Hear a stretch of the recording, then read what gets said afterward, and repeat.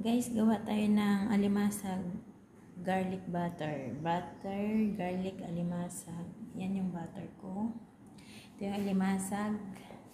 Matataba siya. Marami pang marami siya talaga. Kaya gawin nating butter garlic. Ayan, ang guys. Tignan nyo. Taba. Dito din. Okay. Yan yung butter, guys. Initin natin. Ito yung bawang. Lagyan na natin. Yung bawang, guys, apat na yan siya. Ulo. Yung apat na malalaki. Pinagdagan lang natin yung bawang. Sarap talaga sa bawang.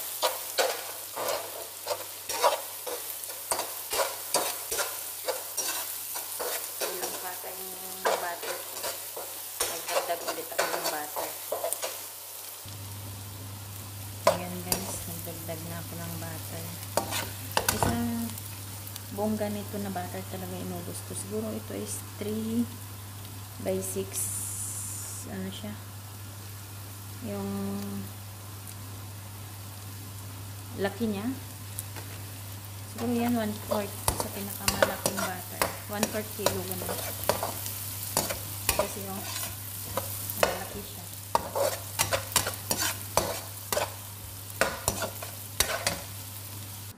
Habang ginigisa natin guys yung butter, tanggalin ko tong mga niya, galamay. Putol-putulin ko. Biyak-biyakin ko na siya. Ito mga ganito kasi daming laman. So bibiyakin ko na siya. Ito na siya lahat guys. Napitpit na natin. Yan, wala ng laman. Marami siya isang Tupperware. So timplahan na natin yung sauce natin ngayon. Yung sauce natin guys ay yung garlic natin is okay na to. Timplahan na natin. Okay, ito na yung paminta, toyo, lemon, yung itong lemon ginamit ko guys, asin, curcum, cumin powder, ketchup, at saka tomato paste, yan, at saka asin, bitsin. So magdagdag tayo ng asukal konti, okay, at saka tubig. Lagyan lang tayo ng kunting tubig guys para kumulo siya.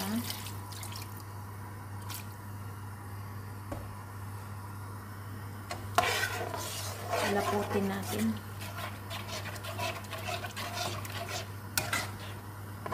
Ito yung sauce na.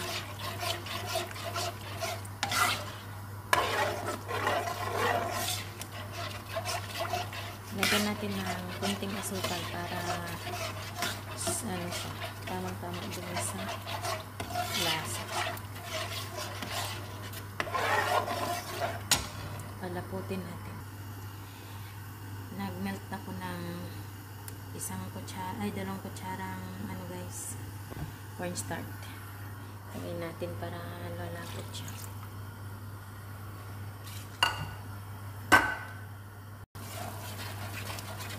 May konting cornstarch na nilagay ko guys. Dalawang kutsara.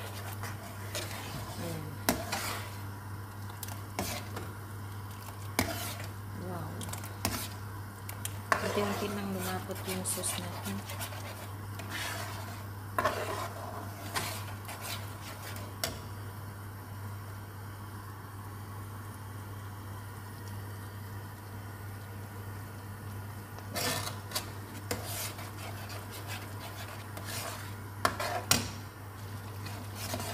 Sarap ng sauce natin guys.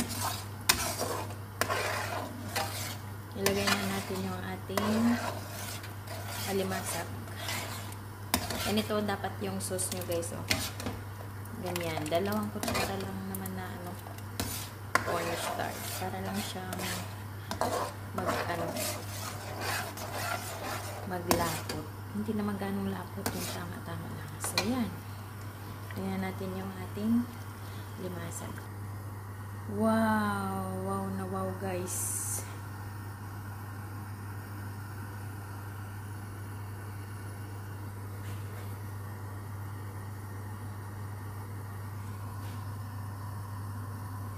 Kunti yung sauce natin, pero okay lang. Kasi, ayan lang yung sauce. Ayan. Pero, okay lang yan, guys. Absorb naman siya dun sa loob. Ayan na lang natin muna. Ayan, ang sarap. Diyos ko. Gutom na. Nakakagutom. So, ayan na lang natin, guys, sa kunting apoy. Para ma-absorb yung ibang sauce sa loob ng alimasag. Ano ko na kasi to, nabiyak-biyak ko na rin siya. Ay, madali na lang yan. So, tingnan nyo, guys. Try at home. Oh. So, magmukbang tayo ngayon ng alimasag na hindi garlic sauce. Okay, guys. Try nyo. Gustuhan ito ng mga anak mo. Super sarap. Okay. Thank you for watching.